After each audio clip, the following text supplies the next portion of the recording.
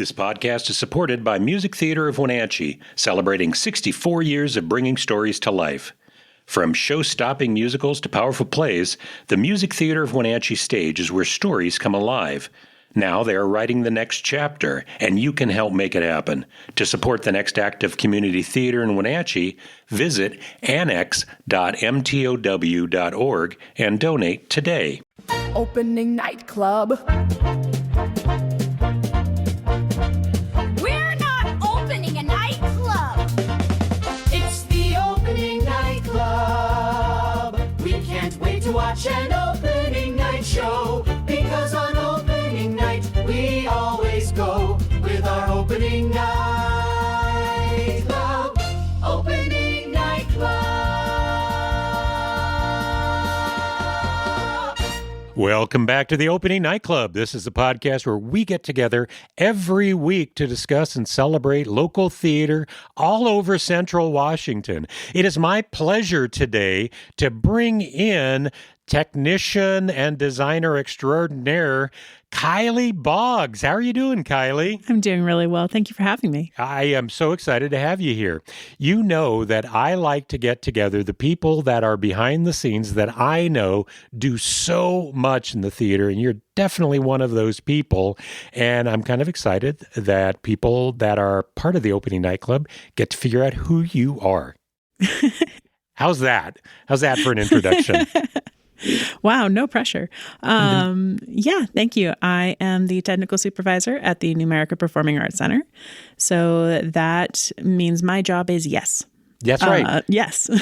You make sure that everything happens backstage. Yes. Right? and before the show, and you're doing setup and everything. Mm-hmm. Yeah. So, Kylee, how did you get into theater? Did you go to high school here? I did, yes. Graduated 2010. Okay, from Wenatchee? From Wenatchee. Okay, and were you a theater kid in high school? I was to an extent. I did grow up doing the acting, performing side of it.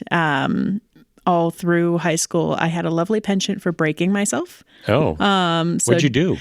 Just multiple casts and slings and... On stage? No, okay. just right before, opening night.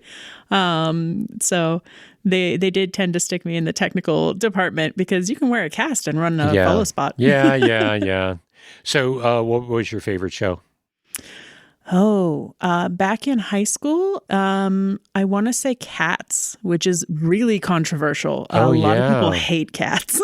Cats is a great show. Were you on stage in Cats? I was not. It was my first time running the sound. Really? Yeah. So okay. That's why it was my favorite. You want to be an awkward high school student getting microphones on your fellow students in leotards. Yeah. It's a place to be. That was an amazing show.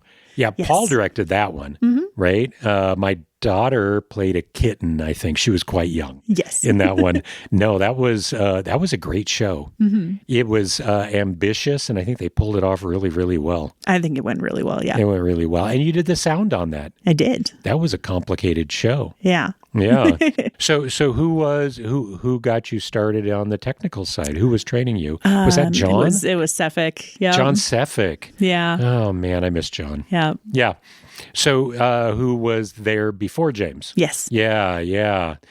No, John, and John Sefik, he managed the auditorium at Wenatchee High School, and he had a background, I think he was actually like a union stage manager or something for a while. He had the old school way of managing stuff. I remember when we were on the fly, that he had the little butter knife that you would stick in between the ropes on the fly and put a ribbon in. Now we will use a piece of gaff tape to say where it needs to stop and start when we're pulling the ropes. But there we would have to insert a ribbon, colored ribbons. Yes, the original spikes, yeah. Yes. Okay, so you learned how to do that too. Yeah, boy, that was a long time ago. Yeah. So, okay, so you learned from John Sefik. And then I went and did the college thing, not in the technical performing arts at all. Yeah. No, I have. Did you go to college here? Where'd you go to college? I did Running Start here, and then Western Governors, and a couple different online. Okay. Yeah, I have degrees in English and science. which Really? have nothing to do with my job. What did you want to do with English and science when you were there? So I, at the time, was working for the Wenatchee Public Library. Okay. Goal was to become a full-time librarian. And that's where the English degree came in. It was really easy. And then I needed to take elective courses, and lab science is just very fun. Loved the sciences in general. So I took every science class they would let me. And I actually got a message from the dean saying that you have to graduate. You have too many credits. Oh. So, yeah, I did that. And so you've got a double major in English and science. Yeah. Okay.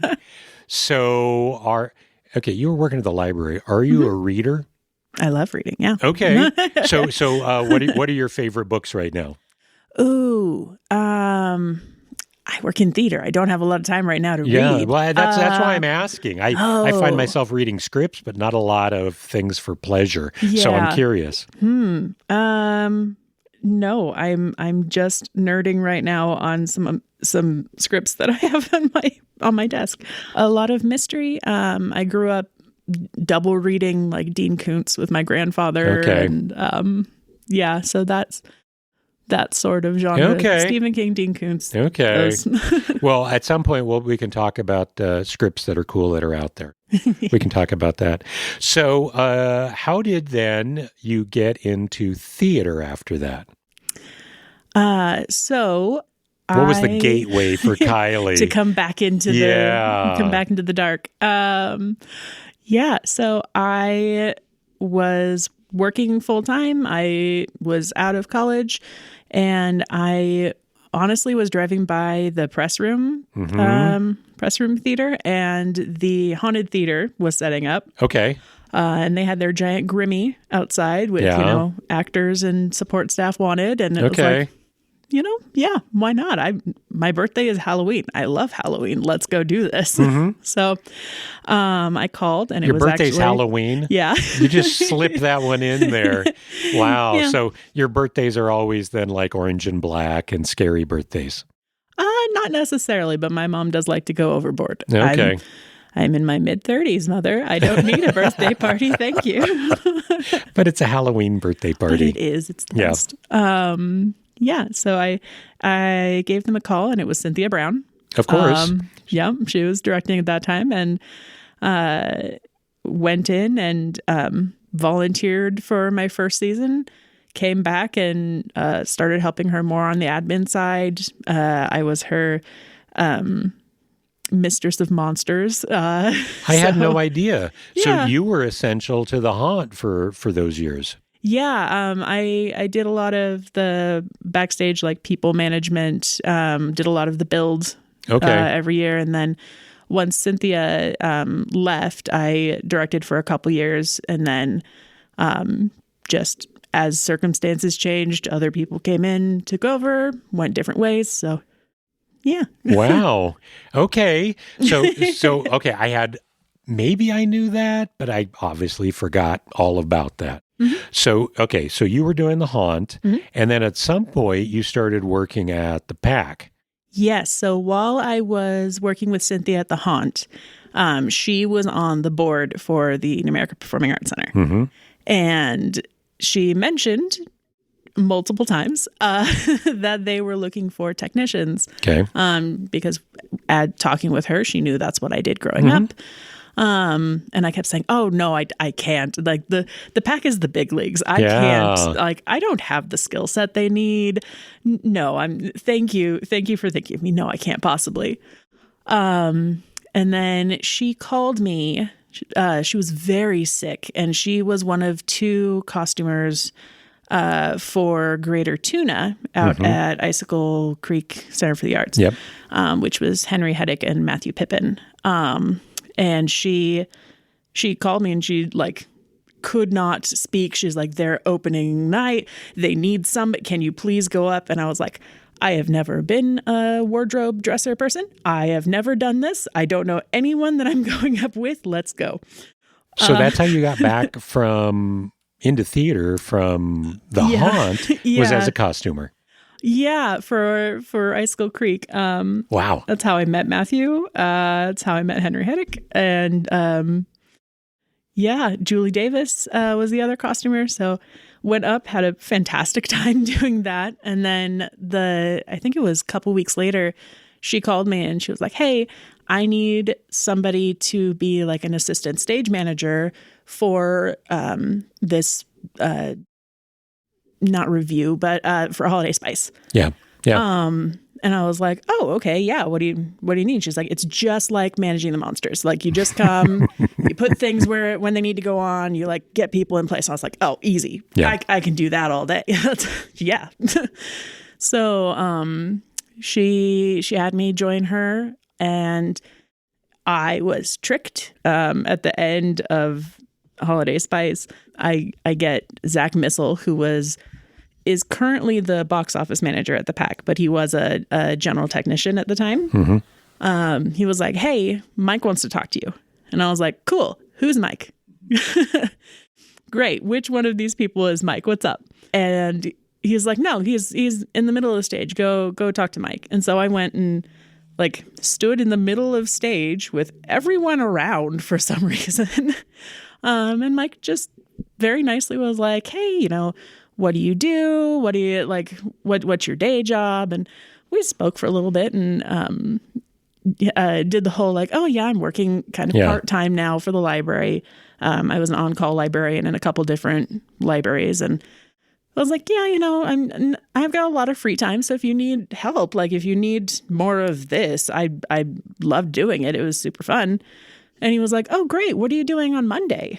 And I was like, I don't think I work Monday. Do you have another event coming up? He's like, oh, well, you need to come fill out paperwork.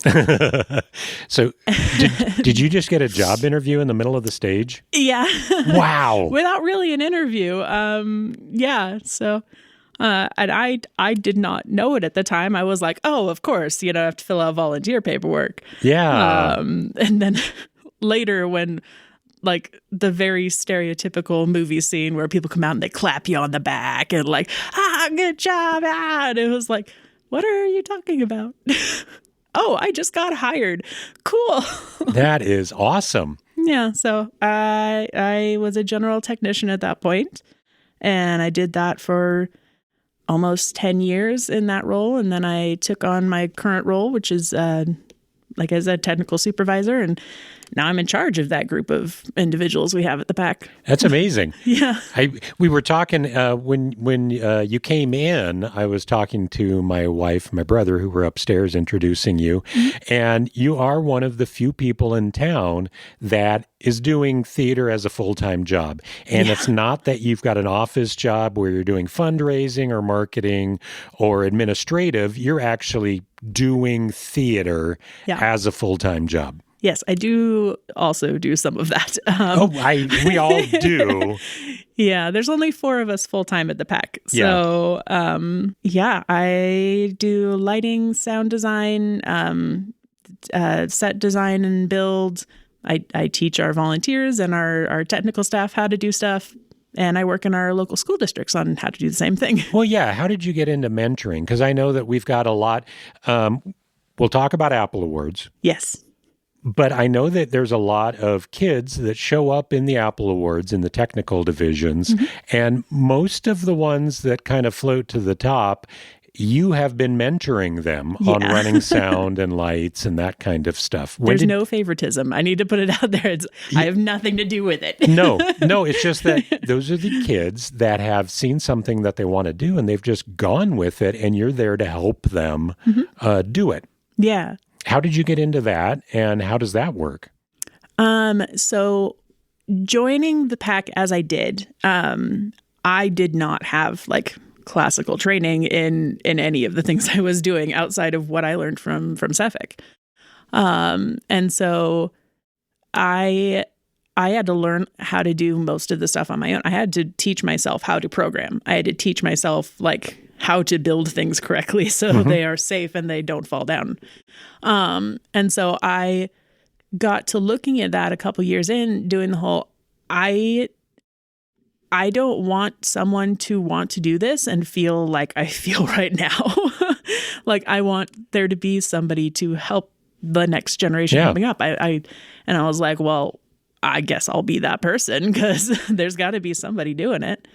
And so I started working with Mike Locke was designing in a couple of the school districts at the time. Zach Missel was working with a couple different groups.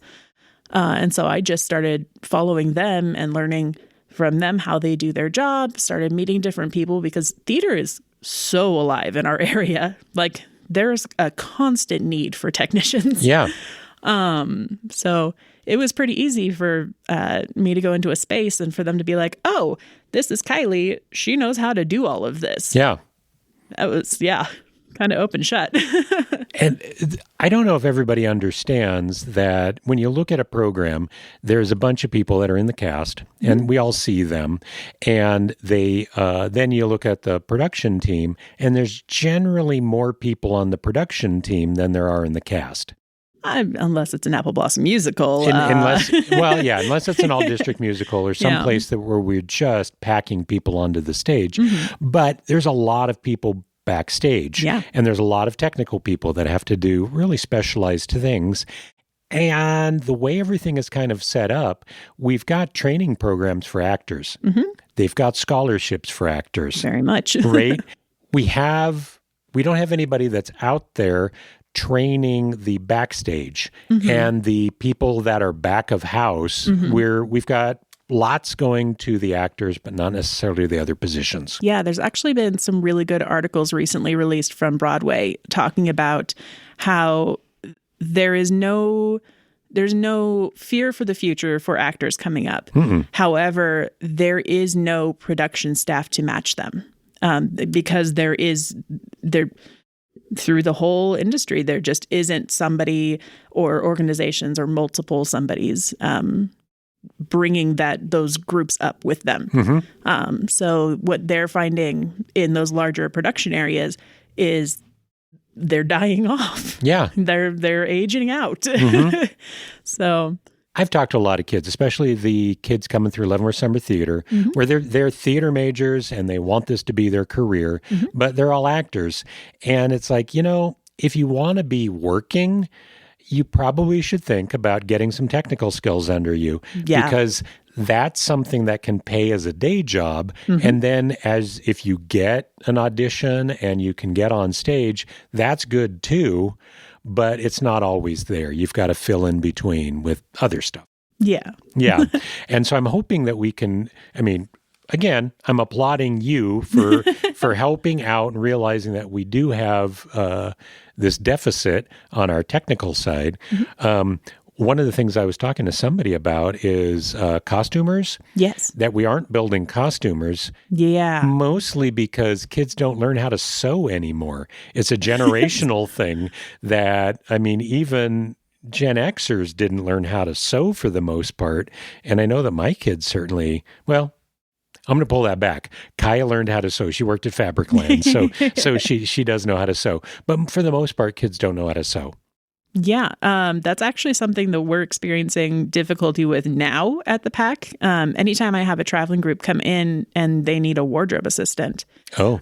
Most of the time it's just, hey, we have 12 bags of laundry. We need somebody to run and sort and make sure it gets dry.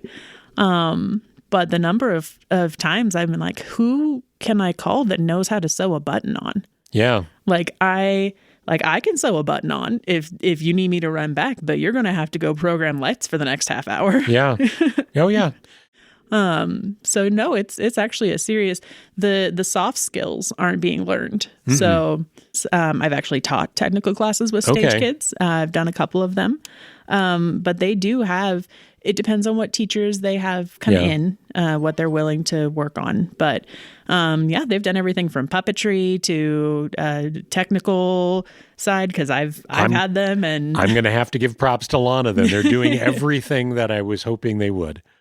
Yes, and have been for a while, but it's again, they're classes, so they don't unless you're in the know, it's not, in my opinion, it's not really well advertised. Oh, okay. Yeah. Okay. And have you taught those classes for them? Mm-hmm. Yeah. Oh, okay. Okay. And they do it at the PAC and they can learn how to Yeah, design lights and that kind of stuff? Yes. They're at the PAC. They're at the Grange out in Old Station, couple different locations. So whatever makes sense for their class. And no, the thing that I'm keep thinking about is the technical side of theater. It keeps changing and it's getting more and more complicated. Mm-hmm. Now we've got a lot of shows that really require video, mm-hmm. and which is something that, of course, didn't exist before.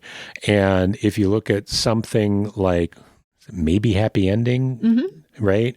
Where fantastic show. We watched it on Broadway. It was so good. But they did a lot of stuff with the lights. They had the thing in maybe Happy Ending where they would shutter the mm-hmm. proscenium. So they would bring it down and bring it up using legs and teasers mm-hmm. to make things. But of course, it was seamless and it was smooth. And it was things mm-hmm. that I've never seen before. And it was gorgeous. Yeah, no, we can do a little bit of that here. They have some bigger toys than we do. So, mm-hmm. but yeah. Well, once you start talking about video and wenches and some of the LED fancy lights, mm-hmm. and there's very technical stuff that they can do, it's hard to stay. I mean, actors and singers, they're kind of doing the same thing all the time. And dancers, there might be new stuff, but the technical people, they've got to keep learning all the time. Yes, yeah. Well, you're never too old to stop learning. So No, you're right. You're right. So we were talking about your mentoring, and I think that maybe that is how you got into Apple Awards. It was a very easy segue. Yes. So we just had our technically 5th Apple Awards season. Yes. So we did start pre-COVID, but COVID happened, and it's very hard to have an award show in the middle of a global pandemic. Mm-hmm. So we did take a couple years off for that. We did survive, learned some things, and then came back. But I have been working with Apple Awards since year 2. Okay. So it was originated by Alex Haley, yep. And then loosely based off of the Fifth Avenue Awards, which sadly no longer exists. They did not survive the pandemic. Mm-hmm.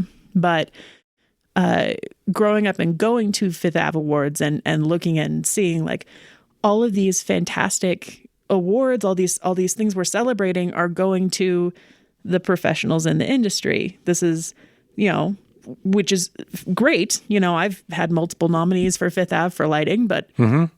I'm not one of the kids there. Yeah. So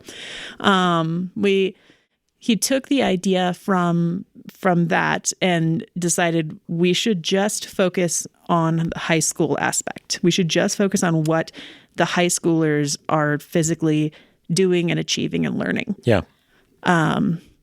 Yeah. And then we kind of took that idea and ran with it. It's adapted every season, just a little bit to include different groups, focus a little more tightly on, our individual nominees or our full ensemble. Is there a small ensemble that we want to pay attention to? So, and then in the last couple of years, the technical aspect has mm-hmm. started to be recognized. But if you're doing your job right in tech, it's really hard to know that you're there. Yes. We have been having a lot of special awards in tech where we recognize somebody, because we do have kids that are capable of designing lights and sound, mm-hmm. not just operating it after somebody else set it up, but they're the ones that are designing it, right? And you know that. Mm-hmm. And I know that I will go to a booth and ask somebody, okay, who designed this? Did you mm-hmm. actually design this? And then find out how much they know. What have they done? And I think I've seen that has been increasing quite a bit. Yes. Yeah. Yeah. So you run, it is now your baby, the Apple Awards. Yeah. I've been running it the last couple of years. Yeah. Yes. And so you coordinate the judges, you come up with a director, mm-hmm. you figure out what schools are part of it, and it gets bigger and bigger every year. Yes, we're up to seven local school districts. I'm going to hold off this year and try not to add another one, just for the sake of our volunteers. We have added a new school district the last 3 years, and it's a lot of work for our we call them our Apple Academy or our adjudicators, where they have to donate their time and travel and go and be at these shows so they can take notes and give the feedback that the schools need on, like, hey, we loved this, but if you could work on this, I think it'd really help your program. Or, hey, your kids were fantastic, but your building is falling apart. So that's been actually extremely helpful for the school side of it. Almost every school I've spoken with and worked with for the last couple of years has been able to secure more funding, been able to expand their program. Their kids are working on new things they never thought they would do. So it's making all of the high school programs much stronger. I think because they can see. We do see the high school theater kids going to see other shows. And when they come to the Apple Awards, they're going to see a section of the shows that maybe that was the one that won. And I think it's encouraging all of them to work harder, to get better, and it's giving the high school directors resources so that they can make their shows bigger and better in the coming years. And I think that they've all been doing that. Yes. And there is... Because we don't have any other way, any other adjudication for these high school shows, because of Fifth Avenue isn't there, you're getting a lot of schools that want in that we can't handle right now. Yes, I know. That's why I have to stay strong this season. I've already had 2 different school districts reach out. Well, how far away are they? I heard that like the Monroe High School wanted to be in. Yeah, Monroe is reached out. I'm trying to remember if it's Bridgeport or Bainbridge. It's one of the Bs. Oh, wow. Yeah. We spoke last season, and I said I would reach out when we had availability. No, I'm trying to keep it more local just for the sake, as I said, of our volunteers, because we're also building our volunteer pool to help reflect, every school district. We just added a couple members to our Apple Academy that are from Quincy. We added a couple from Ephrata. So trying to get not just, Wenatchee-centric professionals to go out so that, we want to represent the people that we're working with. So that's right. Well, and right now we're going from Chelan all the way to Moses Lake now. Yes. Yeah. And so that's... Bit of trouble. And each one of these school districts, generally they have 2 shows a year so it's like 14 shows that your volunteers have to go to. Yes. Yeah. I think we had 13 this last season because Lake Chelan only does a spring. Yeah. Her program out there is fantastic. She does both a middle school and a high school production, but the Apple Awards does focus just on the high school. So yeah. So are you looking for more volunteers this upcoming year? I am always willing to talk with somebody about joining the Apple Academy. I'm going to be very honest about the time commitment. But no, we have directors, producers, musicians, technicians, professional actors. So we kind of run the gamut on, experience. But if I could get some folks in the farther out communities, I think it would help everyone. Yeah. So I'll throw it out there. If you happen to be listening to this and you're located in Moses Lake, we could use some people in Moses Lake. Yeah. And honestly, if you are interested and you want to commit to see 13 or 14 high school shows in the coming year, go ahead and contact Kylee at the Performing Arts Center and let her know. Yes, please. Yeah. So no, the Apple Awards have been a great thing, and they really have upped the shows in the area. We've always had a couple. Wenatchee High School has always had a fantastic program. They've been doing it for so long, and what we've seen is other schools are trying bigger and better things. Afraida High School did a musical this year. They did their first one in over 10 years. Yeah. Yeah, and so I'm going to credit a lot of it to Apple Awards. Apple Awards encouraged them to get out there and stretch. Yeah, what's happened because of the Apple Awards, which has been just a really fantastic happy accident, is we've been able to hold like a director's workshop every year. And so the directors have been able to come together and say, hey, these are the struggles I'm having in my program. You know, where did you find licensing for this? How did you get costumes for this? How do you talk to your band boosters or your parent volunteers? So they've been able to sit down while we're working with the students on like staging and the different aspects of their show.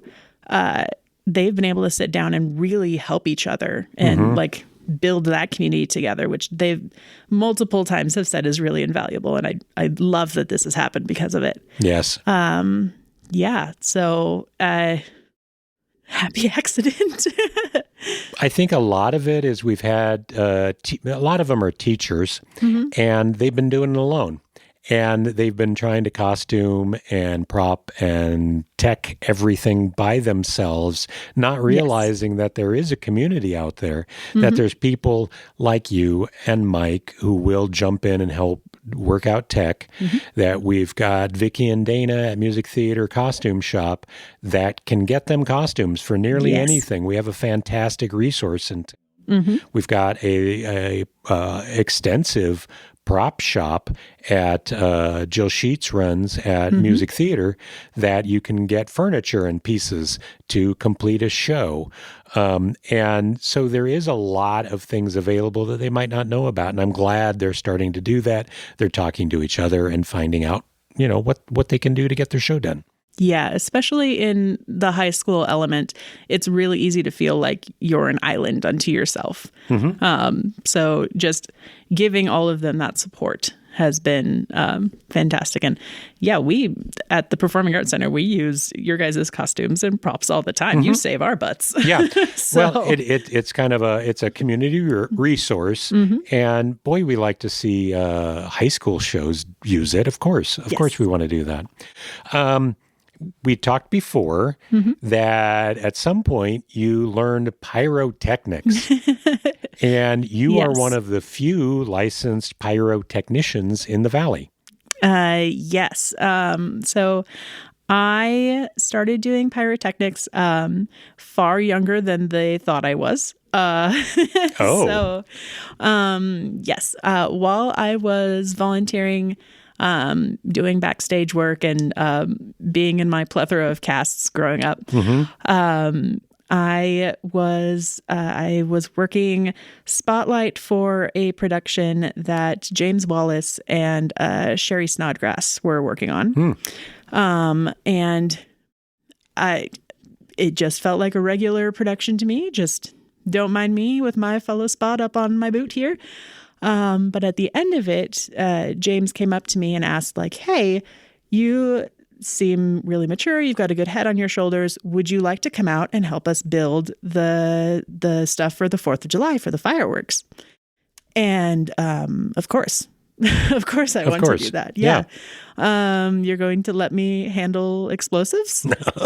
Great. Yeah, let's do it. And so I went out and I volunteered for a few years doing that. I learned how to run all the heavy machinery. I learned how to create all of the different components of fireworks and how to wire and how to hand fire and do all of that. And it was, I want to say 4 years in, the pyrotechnician, the guy in charge at the time, came up to me and he was like, hey, why you have enough shows under your belt? Why don't you license? And I told him, I was like, oh, because I'm not old enough. You have to be 18 to license. And that started a very fun conversation of, wait, how old are you? And I was like, oh, well, I started working here when I was 12. Wow. Wow. No one ever asked me how old I was. Wow. Yeah, it was never a thing that was like, you can't be here. Wow. You still have all your fingers. I do. That's yes. It's a common all fingers and toes accounted for. Yep. So I did when I turned 18, I did go and license, and I've been running our local volunteer fireworks crew since. Wow. Yeah, so it's been a minute. So 4th of July, you're out there in the middle of the river. Yeah. Yeah? Yeah. Okay. So we start building the week of. So 4th of July is on a Saturday this year. We're going to go get our equipment. Our hub is out of Spokane that stores all of the equipment and the trucks and everything. So we'll go on the 27th of June, right after Job's Daughters closes at the Pack. Okay. And then we'll start building Sunday the 28th. And then I'll just have a group of like 15 community volunteers out there, just people that have done this a while. And a lot of technicians out there, honestly, because that's where, if I can trust them here, I can trust them backstage. Now, have you got to run pyro on the Pack stage? I have multiple times. What, yes. Okay, what are the things that you've run on stage? The indoor or proximate fireworks are different than outdoor fireworks. Of course, I can't have a 6-inch shell go off on stage, not with an audience. So we use much smaller, like 1.5 or 1.75 inch cylinders. A lot of gerbs, a lot of sparkly or fire sort of things. So I did Young Frankenstein when it was the Apple Blossom musical. I think that might have been the first time I did fireworks on our stage. Maybe. But had a ton of just spark gerbs wired throughout the rig. Yep. That would go off at different points. There was right at the end of Act 1, when Dave Williams, who was the lead at the time, Dr. Frankenstein, yes, he would be at the end of his big monologue, and he'd always give my creature life, and then sparks would go crazy, and then we'd close the main. Every time he was not supposed to move. Darn it, Dave. Every time he was supposed to just stay in place or even move back. You can dramatically move back in a scene, but he would dramatically push forward in his scene as he's going. It's like, you're gonna get hit by the gerbs again, Dave. All right, go. So he would just get rained on with sparks. He'd be totally fine. They're cold sparks. They don't hurt at all. But it's like, I was saying, he didn't set himself on fire. I think I would have remembered that. Yeah, no, I almost set Paul Atwood on fire. Same show. Okay. I don't think Kelly Atwood's ever forgiven me for that. Yeah. But no, that was our first fireworks test. Paul played Igor. Yep. And there was a moment that he had this giant magnet and like stuck it to the wall, and it was supposed to be this big transfer. And I was just learning how to use the firing system that I was using for that. And so I had it all up, and I was like, okay, we're doing our fireworks test. Go ahead and do your lines. I had the whole cast sitting in the audience so they could see what was going to happen. Okay. As like a safety thing, and also like, don't watch the fireworks. Yeah. You're in a show. If you turn around and watch the fireworks, it's going to pull from the show. But we had Paul and Kelly were up there, and Vern Smith was the monster. Eloise Sheets was Inga. So they were all up in the scene. And then Paul stuck the big magnet to the wall, and I pressed the button and nothing happened. And I was like, what's going on here? Why did that? Oh, I didn't arm the system. Turn it off, arm the system, go. Well, in that, what's going on here? Paul was just waiting for sparks, and so he looked up. Oh, he looked up as I pulled away from the mic, and got a nice fresh shower. He looked up into the sparks. Yeah. Oh. again, totally fine. He didn't actually get hit with really any of them. A lot of people had their cameras out because, it's fireworks. That's cool. I want to see this. Of course. About annually, Vicky Michael sends the clip again. They're like, oh, thank you. Yeah. Thank you for having that. But everybody was fine. Nobody was hurt. Nothing happened. No. Yeah. So we've done that. I've done Flame. So we did Wizard of Oz a couple years back. Oh, that's right. Yeah. I do remember those. Yeah. The flames. So we had some chameleons. We had some big flame pots that would go off for like the wizard and in the Wicked Witch of the West area.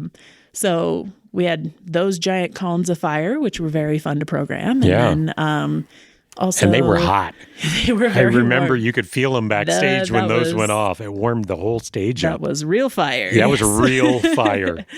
And then I've also gotten to build some flame or spark devices because of, pyrotechnics. So in Young Frankenstein, we built the microphone that the monster grabs and it shoots sparks. So we got to build that one. In Wizard of Oz, there was the witch's broom that would shoot fire. Yeah, I remember that. So got to build that. That was tons of fun. For the high school, they did The Little Mermaid as a district musical a few years back. So King Triton's trident. Yeah. That one would shoot sparks. So I got to build that one for them. Yeah. You are the pyrotechnic go-to person in town. Kind of, yes. So I do teach pyrotechnics. Okay. So I'm one of the few in our state that do that as well. So my crew can all license and become pyrotechnics on their own.